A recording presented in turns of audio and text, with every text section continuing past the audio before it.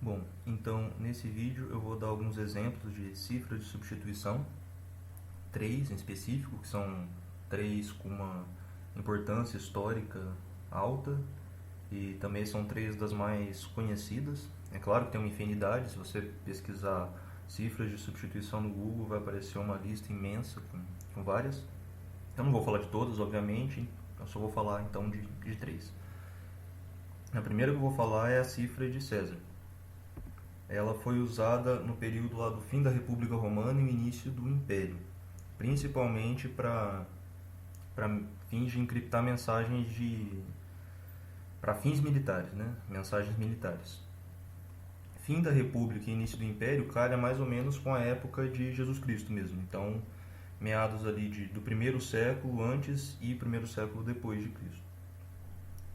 O nome cifra de César aqui vem do Júlio César, que não foi um imperador romano, como geralmente se diz. Ele foi um general militar e depois foi um ditador da República Romana. O primeiro imperador foi o sobrinho dele, o Otávio Augusto, que inclusive também usava a cifra de César para fins militares. E foi usada também por outros comandantes militares e outros governantes de Roma, posteriormente. Mas enfim, isso é só curiosidade histórica. Como que a cifra de César funciona? Bom, os alfabetos tanto do ciphertext quanto do plaintext são coincidentes, com a diferença de que o do ciphertext ele está deslocado, ele tem um fator de deslocamento com relação ao alfabeto do plaintext.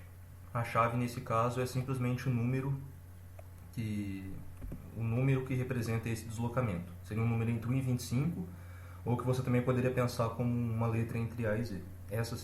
Isso faria o papel de chave. Como funciona a encriptação então? Matematicamente, a gente tem a nossa mensagem, M, e a gente só vai somar o K, que nesse caso é o nosso deslocamento, a chave, mod 26. Por que mod 26? Para quem não sabe, mod é sigla para a operação módulo, que seria o resto da divisão por 26. Por que 26? Porque a gente tem 26 letras no alfabeto.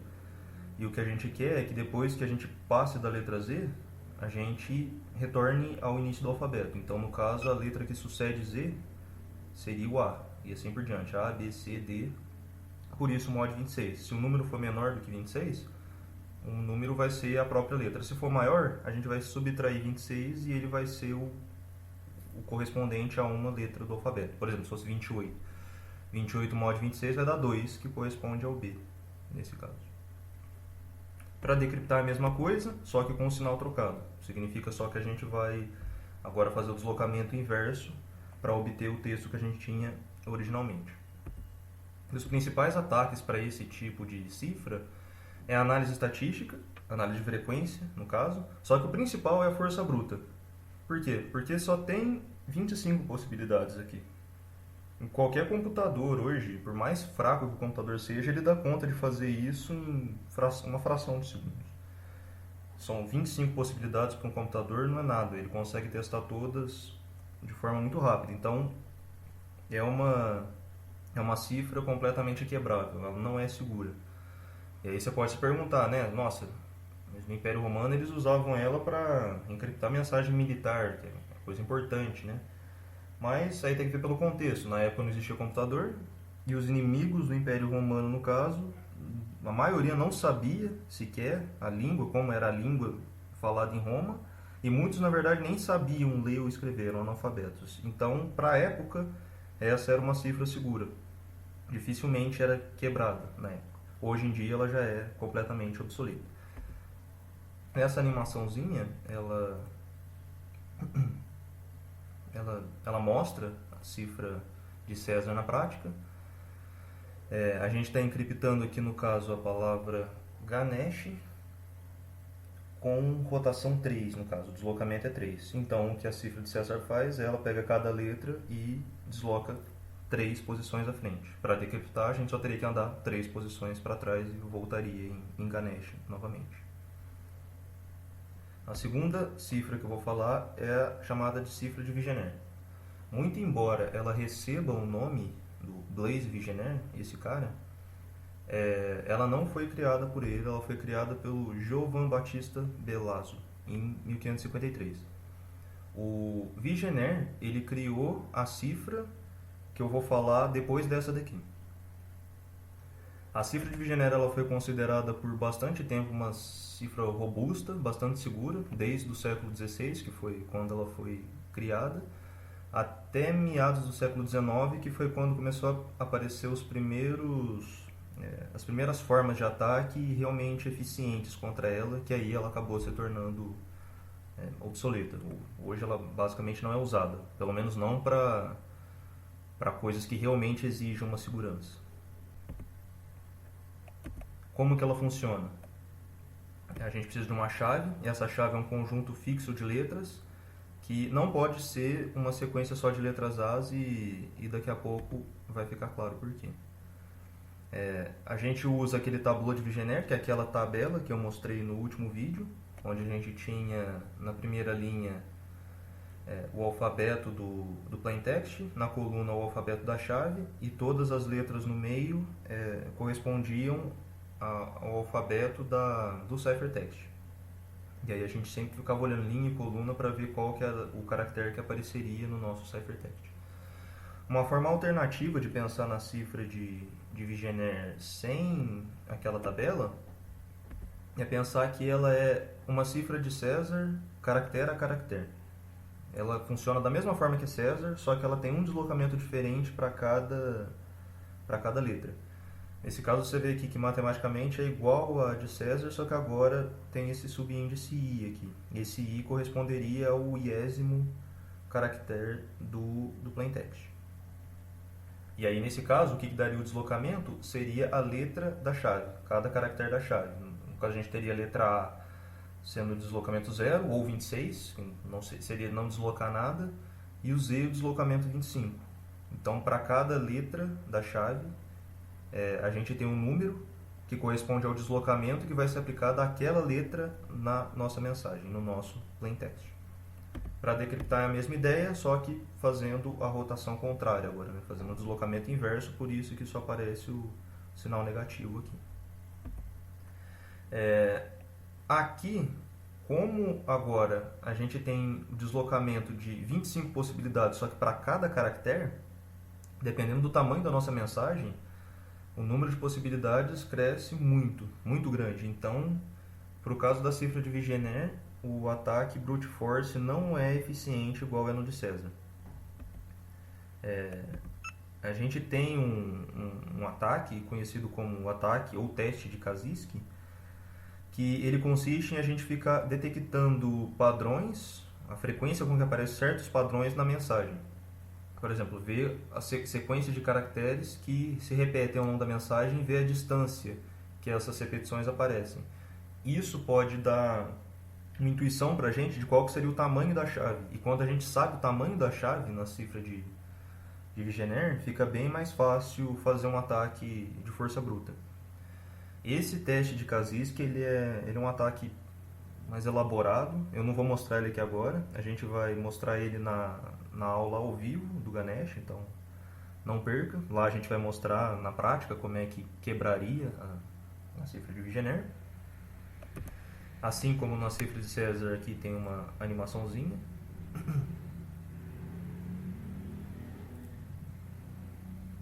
A gente encripta a palavra Ganesh usando a chave SOPA. Sim, e quando a chave é menor do que a mensagem, a gente só repete ela até completar o tamanho da nossa mensagem. Nesse caso aqui, cada número corresponde à posição da letra da chave no alfabeto. E esse é o deslocamento que a gente dá para cada letra do nosso plaintext. Isso então é a cifra de Vigenère. É a cifra de César, só que símbolo assim. E a última que eu vou falar é a cifra AutoKey. Essa cifra sim foi criada pelo Vigenère e foi publicada por ele uns 30 anos depois do Giovan publicar sobre a cifra que depois foi chamada de cifra de Vigenère. A cifra de AutoKey, ela é basicamente a cifra de Vigenère, só que com uma pequena diferença, que é a chave também é uma sequência de N letras, só que depois da chave a gente concatena a própria mensagem, de forma que a própria mensagem é parte da chave para encriptar a mensagem. A função então de encriptar e decriptar é a mesma do Vigenère. A forma que a gente encripta não muda, o que muda é só a forma como a gente trata a chave, que nesse caso a própria mensagem é parte da chave, por isso o nome AutoKey, a própria mensagem é chave dela mesma. E aqui, por que isso seria mais seguro do que o Vigenère, né? Bom, o Vigenère, quando a gente pega uma chave que é menor do que a nossa mensagem, a gente precisa, como deu para ver pela animação do Vigenère ali atrás, que a gente precisaria repetir ela até dar o tamanho do plaintext original. Só que como a gente fazer isso significa repetir a mesma palavra, a mesma sequência de letras várias vezes, vão aparecer padrões de repetição no ciphertext. E é nisso que se consiste, na verdade, o método de Kaczynski, lá, o ataque de Kaczynski. Para esse caso, como a própria mensagem é a chave, é impossível a chave aqui ser menor do que a própria mensagem. Então, nesse caso, a gente não tem repetição, não tem nenhum padrão. Então, para decifrar AutoKey, aquele método de Kaczynski ele já não funciona mais, não vai ser mais eficiente, não vai levar a gente a lugar nenhum. Então, aqui, a gente precisaria, de fato, fazer um ataque força bruta. E para exemplificar como é que funcionaria esse ataque, mais ou menos, e também como é que a gente decripta, porque tem um detalhe para decriptar a cifra AutoKey, é melhor dar um exemplo. Então, vamos pensar que a gente tem um plaintext coronavírus e a nossa chave é USP. A nossa chave completa, então, a chave final seria USP coronavi. Isso daqui dá o número total de caracteres que tem em coronavírus. Essa, então, seria a chave que a gente usaria para fazer o mesmo método de Vigenère no nosso plaintext e obter o ciphertext. Aqui não vale a pena eu ficar fazendo caractere a caractere, é perda de tempo. Se você quiser fazer para ver se entendeu, quiser verificar em casa, pode fazer, mas a resposta seria essa daqui. Como que uma pessoa então decriptaria isso sabendo que a chave é USP? Ela colocaria USP nos 3 primeiros caracteres e ali obter os 3 primeiros caracteres do plaintext, que é a cor. E ele sabe que por ser AutoKey, o restante da chave seria a própria mensagem. Então, ele usaria agora a cor, que foi o que ele acabou de obter, em QBR, e acharia ONA, que são as próximas letras do plaintext. E assim por diante. Agora ele usaria ONA nos 3 próximos, obteria VIR, usaria VIR para os próximos 3 e faria esse processo repetitivo até obter a palavra inteira. Como que alguém consegue encontrar agora o plaintext sem saber a chave? Como é que funcionaria um ataque força bruta no caso de você não saber qual que é a chave? Essa chave aqui. Bom, para esse caso aqui, não teria como. É só uma palavra. Se uma pessoa obtesse só isso daqui e não tivesse mais informação nenhuma, ele dificilmente descobriria o que isso daqui significa. Mas a gente pode supor que a gente tem um plaintext que é grande, um texto inteiro, em português, por exemplo. Aí vamos supor que uma pessoa que está tentando fazer esse ataque sabe que tem uma possibilidade grande da palavra casa, por exemplo, estar no meio desse plaintext. Se tem uma possibilidade grande de casa estar nesse plaintext, então tem uma possibilidade grande de casa estar também na chave. O que ele faz então? Ele pegaria a palavra casa e faria a decriptação de Vigenère com a palavra casa em cada posição do plaintext, né? Do ciphertext, no caso, que é o que ele teria. Então, faria casa aqui, aqui, para o texto gigante. Ele faria isso para todas as posições possíveis. Se tiver, de fato, a palavra casa no texto e na chave, em algum momento a palavra casa vai ter decifrado 4 caracteres corretos. Não necessariamente ele vai olhar para esses 4 caracteres e ver que são caracteres corretos, mas tem chance desses 4 caracteres, que vem dos 4 caracteres de casa, né, CA, SA, tem chance desses 4 caracteres resultantes serem parte de alguma palavra conhecida. E ele pode usar isso agora para continuar decifrando a mensagem a partir dali. Então, assim, dificilmente alguém consegue quebrar o AutoKey sem saber a chave, quebrando a mensagem inteira. Isso é bem difícil, mas ela é suscetível a esse tipo de ataque, de talvez você conseguir decifrar parte dela. Agora, com base nessa apresentação já, conhecendo esses três cifras importantes, você já tem capacidade de fazer esses dois Kahoots, o Kahoot de cifra de César e o de cifra de Jenner. Para entrar nesses Kahoots, vocês usam esses pins aqui. E é isso, a aula acabaria aqui nesse caso. Se vocês tiverem alguma dúvida, eu ficaria feliz em responder, em sanar as dúvidas na aula de dúvidas, na aula ao vivo. E é isso aí. Obrigado.